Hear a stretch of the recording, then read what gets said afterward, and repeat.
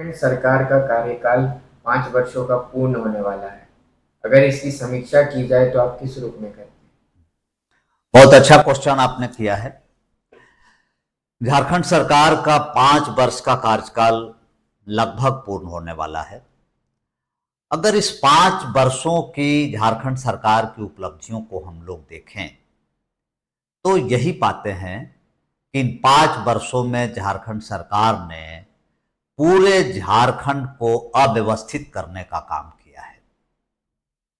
झारखंड की जो बनी बनाई नियोजन नीति थी उसमें छेड़छाड़ करके सरकार यहां पर किसी को नियोजन नहीं दिया। 5 सालों में झारखंड सरकार बाहरी भीतरी को बढ़ावा देने के लिए 1932 का खतियान ला करके सारे जुआओं को उलझा दिया। झारखंड की सरकार रघुवर दास सरकार की पूर्व की बनाई गई नियोजन नीति में छेड़छाड़ करके हिंदी को, संस्कृत को, भोजपुरी को, मगही को नियोजन नीति से हटा दिया, जिसके लिए हम लोगों ने संघर्ष किया और बाद में उच्च न्यायालय के आदेशानुसार हिंदी, संस्कृत और इंग्लिश पुनः वापस आया। आप कल्पना करके देखिए कि वैसा राज्य जहां के 100% युवा हिंदी में मैट्रिक पास किए हों, उस राज्य की नियोजन नीति से हिंदी को हटा देना। झारखंड सरकार के द्वारा आदिवासी लैंग्वेज को नियोजन नीति में लाया गया, हम लोगों को इससे कोई विरोध नहीं है, लेकिन हिंदी जो यहां का मूल लैंग्वेज है उसको नियोजन नीति से हटा दिया जाना, ये कहां तक न्याय संगत है। तो झारखंड सरकार ने एक भी नियुक्ति नहीं कर पाई 5 साल में, जबकि इनका वादा था कि ये 5 लाख युवाओं को नियुक्ति देंगे।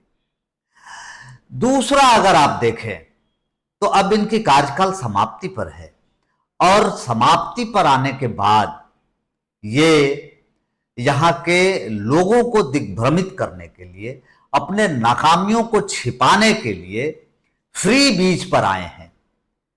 रोज पेपर में एडवर्टीजमेंट निकल रहा है, करोड़ों रुपए उस एडवर्टीजमेंट पे सरकार खर्च कर रही है।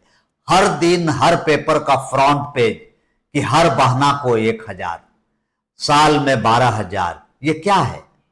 यहां की महिलाओं को झारखंड मुक्ति मोर्चा के द्वारा अपने तरफ अट्रैक्ट करने के लिए, उनका वोट लेने के लिए उनको झूठा लॉलीपॉप दिया जा रहा है कि आपको 12,000 साल में दिया जाएगा।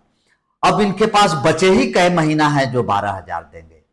क्या विगत 5 सालों में इन्होंने अगर 12,000 दिया होता तो अभी तक 60,000 रुपया मिल गया होता हमारी बहनों को। लेकिन ये 5 साल से कहां सोए हुए थे। अब जब इनके कार्यकाल 1 महीने बच गए हैं, 2 महीने बच गए हैं, तो ये 12,000 का लॉलीपॉप दे रहे हैं, जबकि सबको पता है कि कार्यकाल ही अब मात्र 2 महीना बचा है। दूसरा, आज के पेपर में हमने न्यूज देखा कि ये कह रहे हैं कि जो टैक्स पेयर नहीं है उनके बिजली बिल माफ करेंगे। ये बताएं कि ये जो 1,000 रुपए देंगे ये पैसा कहां से आएगा? ये जो बिजली बिल माफ करेंगे इसका टैरिफ किसके ऊपर जाएगा? एक तरफ किसी का बिजली बिल माफ करके आप वोट लेना चाहेंगे और दूसरे तरफ जो बिजली बिल देने वाले लोग हैं, जो टैक्स पेयर हैं, उनका गर्दन दबाएंगे। तो ये सरकार सिर्फ और सिर्फ विभाजनकारी काम कर रही है। अगर अचीवमेंट के रूप में देखा जाए तो इस सरकार का मैं कोई भी अचीवमेंट ऐसा नहीं देखता हूं जो संपूर्ण झारखंड के लिए भला करने वाला हो। Thank you.